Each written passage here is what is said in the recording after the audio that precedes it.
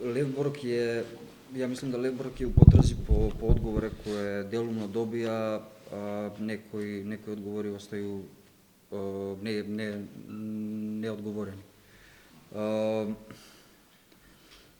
Možda glavna priča za to kakav je odnos pomeđu Levborg i Heda je mentalno i psihičko zdravlje. Mislim da je to nešto što ti dva lika imaju seriozan problem i koji što to se vidi na prvu. I to su karakteri koji što završavaju tako zato što jednostavno neke stvari nisu rešili još u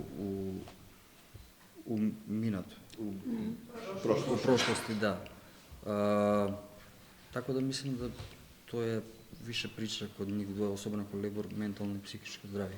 Da, pa to je to što govorimo, da. To je to što govorimo, neprihvaćanje na problem i na celoj situaciji.